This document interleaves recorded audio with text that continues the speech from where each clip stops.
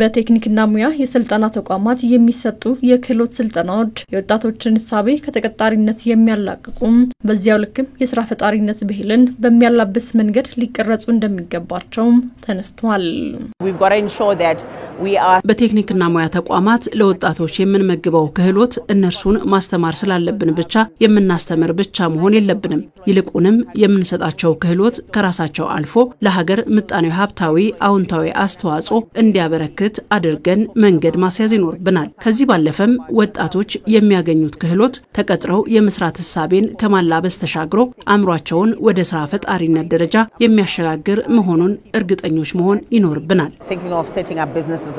በተለያዩ የአፍሪካ ሀገራት ወጣቶችን በክህሎት የማብቃት ስራዎች ላይ በትኩረት እየተሰራ እንደሚገኝ የተነሳ ሲሆን ኢትዮጵያም ዘመኑን የዋጁ የክህሎት ስልጠናዎችን በመስጠት ረገድ ውጤታማ ስራዎችን እየሰራች እንደምትገኝ ተጠቁሟል። የማንኛውንም ዜጋ በመደበኛም ላይ የሚሰለጥን ይሁን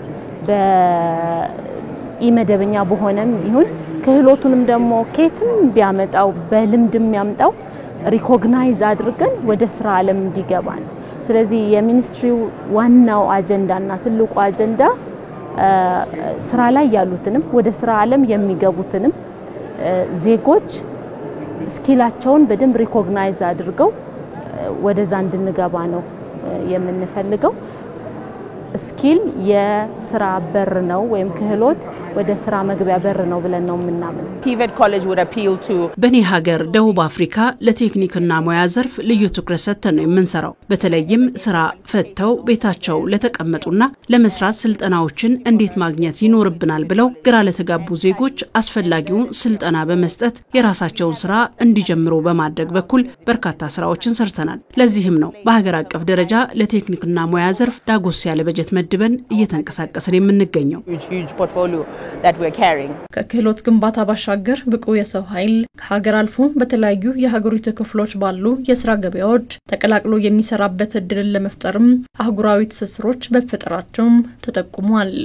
ለሚቀጥሉት 10 ዓመታት የሚቆይ ከ2025 እስከ 2034 ድረስ የሚቆይ የአፍሪካ የኮንቲኔንታል ቲቬት ስትራቴጂ ጸድቋል። አባል ሀገራት የአፍሪካ አባል ሀገራት በሙሉ የነሱን ቲቬት ስትራቴጂ ከዚህ ኮንቲኔንታል ቲቬት ስትራቴጂ ጋር አላይን የማድረግና ነፃ የሰዎች ዝውውር አንድ ሀገር ላይ የሰለጠነ ኢትዮጵያ ላይ የሰለጠነ የሰው ኃይል በቀላሉ ኬንያ ሄዶ ደቡብ አፍሪካ ሄዶ ወይም ሌላ ሀገር ሄዶ መስራት እንዲችል ቲቬት ስትራቴጂዎቻችንን አላይን የምናደርግበት መድረክ ይሆናል ብለን ነው የምናስበው። በጣም ጥሩ መድረክ ብዙ የተማርንበት ብዙ ልምድ የተካፈልንበት ነበር ማለት ይቻላል። ኢትዮጵያ በክህሎት ግንባታ የሰራቻቸውን ልምዶች ከማካፈልና መልካም ተሞክሮዎችን ከመቀመር ረገድ ሁለተኛው የአፍሪካ ክህሎት ሳምንት መድረክ አይነተኛ ሚና እንደተጫወተም ተነስቷል። የኢትዮጵያ መንግስት ባለፉት 2 ዓመታት የፈጠራ ስራን ለማበረታታት በስኪል ኮምፒቲሽን አሸናፊ የሆኑ ልጆችን አንድ ላይ ሰብሰብ አድርጎ ናሽናሊ ኢንኩቤት ሲያደርግ ነው የነበረው። እነዚህ የኛ ልጆችም እዚህ መተው የራሳቸውን ስራ የራሳቸውን ችሎታ ያሳዩበት ከተለያዩ ፓርትነሮች ጋራ ከባለድርሻ አካላት ጋራ ከፓርትነርስ ጋራ የተዋወቁበት ሐሳባቸውን ፒች ያደረጉበት የሸጡበት መድረክ ነው የነበረው ማለት ይቻላል።